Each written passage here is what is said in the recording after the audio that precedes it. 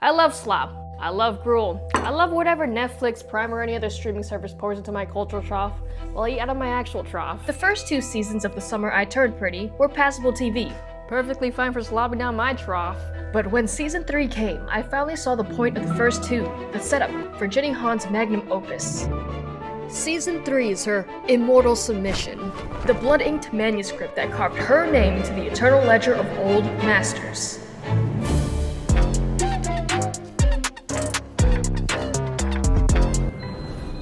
Oh, who are you?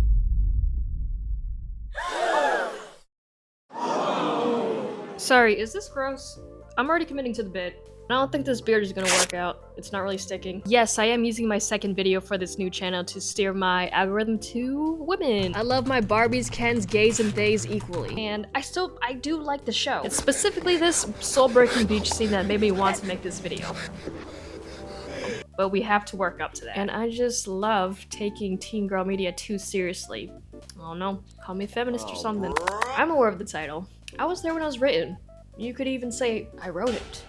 Of course, The Summer I Turned Pretty is Shakespearean. Everything is if you ask the right artist, but I'm not backing down. I think The Summer I Turned Pretty is a fine body of work honoring timeless themes like love versus ego, fate versus free will, grief always finding you, and the awkwardness of talking to your Apparently dad. they're 24/7 all-you-can-drink fuck fest. Classic, classic, classic. Now, I'm not saying it's perfect. If I only consumed perfect media, I'd only watch Rugrats in Paris, the movie, over and over again. Anyway, that's the beauty of art. It doesn't have to be perfect for it to be important. Let's keep climbing this cultural ladder. Literary classics like Sir Philip Sidney's Arcadia and Edmund Spenser's The Fairy Queen were once dismissed, even by their own authors, as feminine trifles. Yet these feminine trifles went on to inspire masters like Shakespeare. So who's to say The Summer I Turned Pretty isn't a feminine trifle that could one day become a pillar of romantic literature? Anyways, for those out of the loop, have no fear, I'm gonna loop you in and simultaneously try to beat the record for the fastest The Summer I Turned Pretty recap. I'm only doing it for the main storyline, and my reward?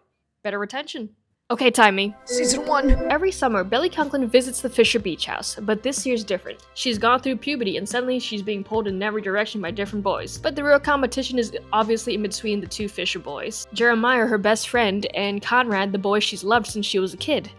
Except, Conrad is debuffed this year. He's carrying the secret that his mom, Susanna Fisher, has cancer again. We also learned that their dad, Adam Fisher, cheated on Susanna while she was in chemo before. And I have this inkling that Susanna's decision to refuse treatment this time has to do with the trauma of being cheated on mid-chemo by Adam the last time. I know. Let's tear them apart limb by limb! Oh my god, who said that? Conrad's cancer mom debuff makes him volatile, so Belly chooses Jeremiah. Until the truth about Susanna's illness comes out and suddenly everyone's debuffed. Belly ends up choosing Conrad at the end of season 1, now understanding the reasons behind his behavior. Season 2. Through flashbacks, we learned Conrad and Belly had already gotten together and broken up before the season started. Conrad had jumped through hoops getting Jeremiah's approval to date Belly, but as Susanna's chemotherapy fails her, Conrad becomes a worse boyfriend, which is fair, and they break up. Susanna passes and Conrad becomes crueler, telling Belly I knew it was a bad idea starting something with you. They stop talking after that, until the threat of the summer beach house being sold off rallies everyone back together to Cousin's Beach. We get another Conrad vs. Jeremiah round 2. Conrad realizes he still wants Belly, while Belly is slowly working up the self-respect to relinquish the faux dream of her first love. Conrad proves to be emotionally unreliable, but Belly chooses Jeremiah before she fully realizes that. In a way, it makes her choice in Jeremiah more pure, and that wraps up season 2. Season 3. There's a 4-year time jump in between season 2 and 3. Conrad's at Stanford Med School on the West Coast. Belly and Jeremiah have been happily dating during the skip until Belly finds out Jeremiah cheated on her over spring break. They're only able to get back together when Belly's brother's car accident sends everyone spiraling back into grief. Because of that, Conrad loses his summer internship, Belly forgives Jeremiah way too fast, and he proposes out of fear of losing his family. Conrad's unemployment sends him kicking rocks back to Cousin's Beach. No one approves of Belly and Jeremiah's engagement. We're getting married. But one by one, they flip. Belly and Conrad are both unemployed, so they spend more time together. We get another peach scene for the culture. Conrad pushes the boundary and gets rejected, then Belly pushes the boundary and gets rejected. The boy/hens night crescendos into this heartbreaking scene. Conrad found out about Jeremiah cheating and tells Belly, then asks her to run away with him. he gets shut down. That blows the wedding apart and sends Belly fleeing to Paris at the dead of night on what was supposed to be the day of her wedding. In Paris, Belly tries to recalibrate her free will. Conrad asks Jeremiah for the second time to pursue her again, then shows up in Paris. The night ends with them sleeping together. Belly's still unsure if she's acting out of free will until Conrad's halfway down the street. When she realizes her love for him is as intrinsic to her as her DNA, they finally get together.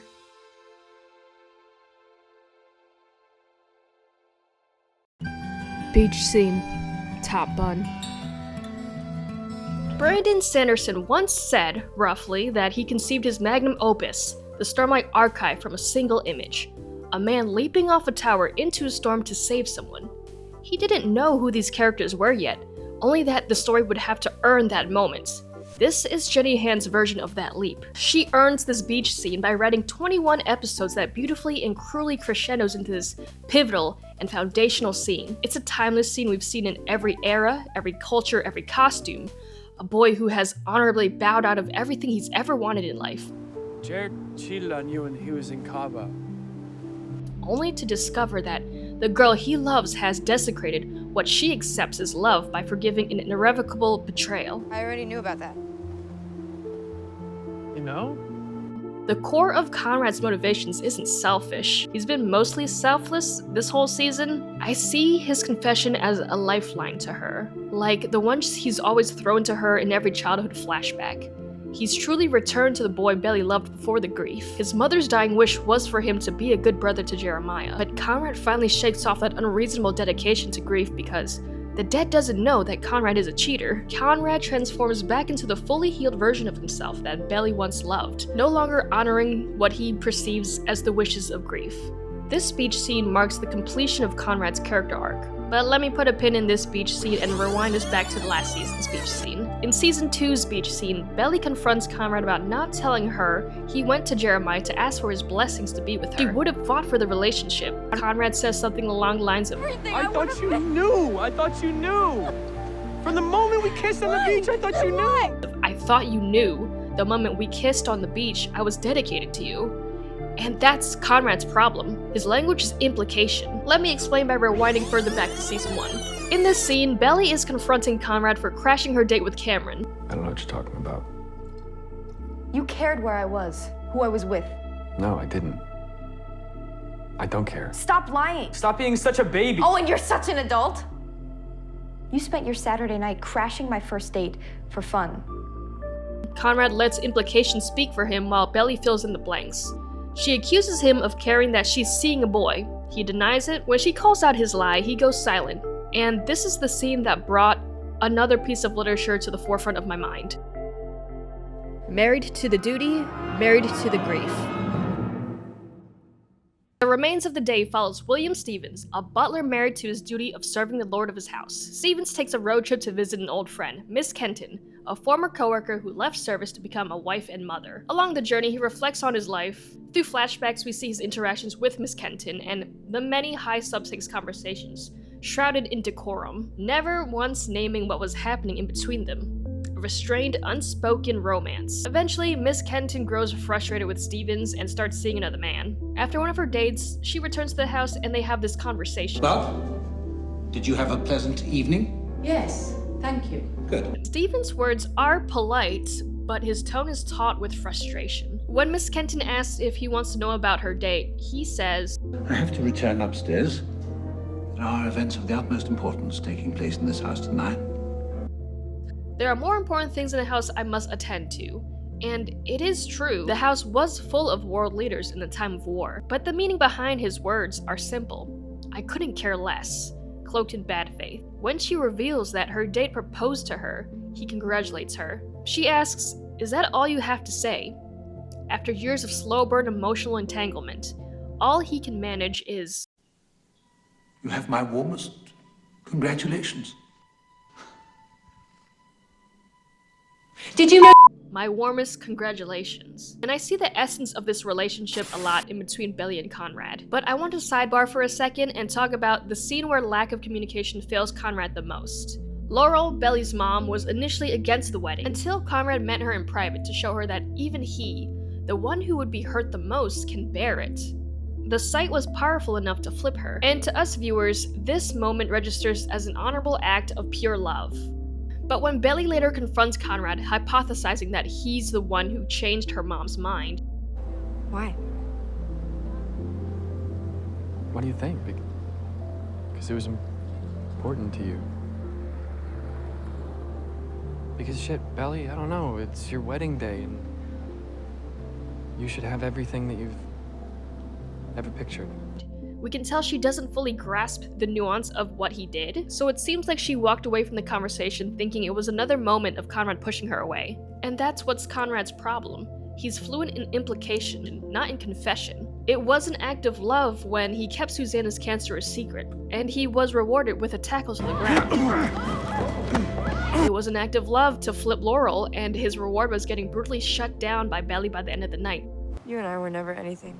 A perfect remains of the day parallel to this scene is a conversation between Stevens and Miss Kenton. Miss Kenton is distraught over her aunt's death, and her grief starts affecting her work. Stevens notices she hasn't put the bedsheets away properly and confronts her about it. To him, the criticism is meant as an expression of empathy. You must be feeling terrible since you're usually so precise. But to Miss Kenton, it reads as cold reprimand, and it pushes her further away. Acts of love look different to him than it does to other people. In the remains of the day, as Stevens strays farther from his place of work, clarity really begins to settle in. Lord Darlington was his employer for decades before his death. Along the journey, Stevens finds himself avoiding telling people he once served Darlington. Eventually, he realizes it's because he's ashamed. Lord Darlington was a well-known Nazi sympathizer and an anti-Semite. When Stevens finally reunites with Miss Kenton, he learns that her decision to marry was partly a ploy to provoke him. She admits she was unhappy with her life until one day she realizes she finally made peace with it. Still, there's an unspoken disappointment. She didn't get to have her life with Stevens. By the end of his journey, he percolates on if he devoted his life to an undeserving lord, and in doing so, missed the chance of living his own life, all in the name of professional dignity? Grief is to Conrad as professional dignity is to Stevens. Conrad's Lord Darlington parallel is Susanna. Now, Susanna's not a Nazi sympathizer. The parallel is what she stands for in Conrad's life. For Stevens, his devotion to Darlington in the pursuit of dignity led him to commit unethical acts, like firing 2 Jewish housemates solely because they were Jewish, at Darlington's command. And for Conrad, his devotion to grief leads him to make choices that pushes everyone further away from their true goals. Conrad realizes his devotion to grief is unreasonable. Susanna isn't here to witness. She doesn't know what her memory is making him do. She's gone. She doesn't know that Conrad shouldn't be a good brother to a man that would cheat on Belly. It's almost stupid. And in that realization, Conrad escapes the fate of Stevens, avoiding the perils of serving an idea. Baby, there's no love triangle. We finally learn why Jeremiah freaked out and cheated on Belly during Cabo. The Christmas before, Belly and Conrad just happened to spend the holiday together, a day and a half at the beach house, by pure chance.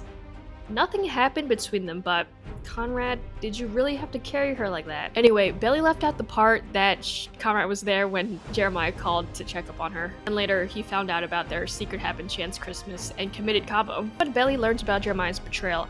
I expected scenes of her lashing out at him, or maybe even just quietly grieving their once pure relationship.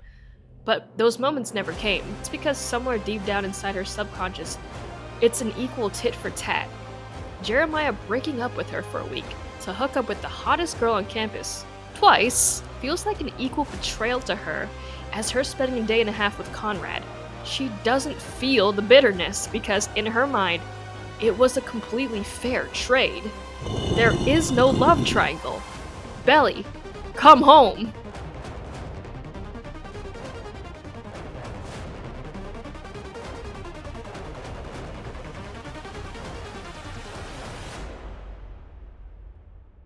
There's a third person in this relationship, and it's not Conrad. It's Ego. Actually, it's a combination of both ego and grief, but I think ego is the one that started the fire. We get a POV Your Jeremiah in Season 2, and we learn he's always measured himself against Conrad. So I just keep telling myself over and over, it'll never be me. It's always going to be Conrad. In identity, worth, and attention from their father. My thesis is Jeremiah's initial affection for Belly is anchored in his lifelong, one-sided competition with Conrad. It was the relapse of grief after Stephen's car accident that pushed Jeremiah to propose to Belly, because staying a family is what Susanna would have wanted. She would want this for us. for all of us to be a family.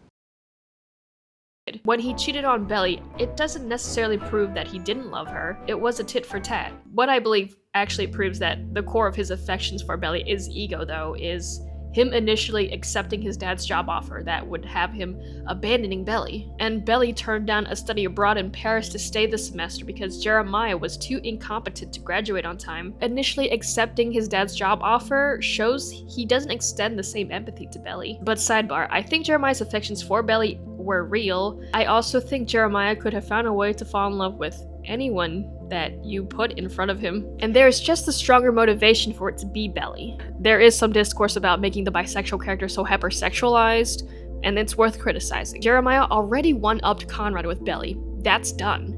So he can shelve Belly now and work on his father's favoritism instead. By taking the job, he chooses to win that battle next. He would have still married Belly after she told him to his face on the day of their wedding that she'll always love Conrad. There was love in between Belly and Jeremiah, but his decision to go for her was based on ego, and the need to see it all the way through came from grief, and his desire to preserve the family Susanna left behind. The series ends with Jeremiah turning down his dad's job offer and leaving school unfinished. But that's not a loss. It's the first real win of his arc. He commits to his hobby of cooking and all his friends rally to support him. Only at the tail end of the story does he begin to crawl towards self-actualization. Finally, untethered from the need to compete with his brother. Beach scene bottom bun, defending Belly. We praise those who can decode Finnegan's Wake, interpret Mulholland Drive, and cite Kant. Yet, few dare attempt the hardest puzzle of them all, understanding a teenage girl. At first glance, Belly's actions might seem volatile, but they follow a clear emotional logic, a simple anchor point that guides her every choice. She needs to feel wanted. The divergence in Belly's romantic choice begins with the debutante ball. Conrad asked her to be her date, explaining he's done it before and he already knows the moves. His reasoning carries no emotional stakes, just experience. By the time Conrad makes this offer, Jeremiah has already done the work to prove that he has emotional stakes in being her choice. He visits Belly at her debutante ball classes, cheers her on, and confesses his feelings outright, leaving no room for doubt that he desires her. So Belly chooses Jeremiah to be her date to the ball. It's simple. It's only after Susanna's illness coming to light does Conrad finally express his feelings for Belly, and Belly changes her choice. But Conrad loses the battle in season 2 because grieving isn't linear. He reverts back to an emotional hermit. Belly chooses Jeremiah because he's only expressed indomitable desire for Belly since the hope of romance sparked in season 1. Jeremiah and Belly unravel in season 3 because Conrad returns, mostly healed, and resembles the boy Belly loved in her childhood. So why does she reject him in the beach scene confession if he's everything she once wanted? I think Belly's code of ethics run on a tit for tat. She was fine with marrying Jeremiah after he cheated on her because, in her mind, she also betrayed their relationship during Christmas. When she rejected Conrad during the beach scene, the way she talks sounds almost identical to how Conrad used to push her away. You and I were never anything. After me and go be with Jared. He's the one that wants you. I don't. Not anymore. The language she uses in that moment really shows her motivation for the rejection. It wasn't about self-preservation, it's revenge, in her own measured way. A tit for tat. Belly believes her problem is destiny, all thanks to Susanna, that she's somehow bound to Conrad and her choices aren't really her own. But I don't agree with her diagnosis. She isn't ruled by fate. She's driven by her need to feel wanted. Even in the first episode of the series, she ditches Conrad to hang out with another guy simply because he showed interest in her. In season 2, she chooses Jeremiah even when Conrad finally makes himself an option. And in season 3, she saw Conrad at the airport and she chooses to leave him alone to go figure out her life. Her choices have always been based on free will since the beginning. She just needed to prove it to herself. And once she does, she finally accepts that choosing Conrad comes from free will, not fate. Aw geez, you guys, thanks for sticking through all the way until the end. I realized way too late that this mic picks up every slurp and burp, so I apologize for that. Imagine my horror when I found out this is the same mic that guy who ate that full can of grass jelly used. This will not happen again. Subscribe if you want to see more of me, and I recommend the video I made before this. I actually spent a month making that video as opposed to 2 weeks to make this video, so there is more JPM in the other video, jokes per minute. So I abbreviated it so we can save time, you know. Watch out for my next video in probably 2 weeks-ish, and I'll see you next time.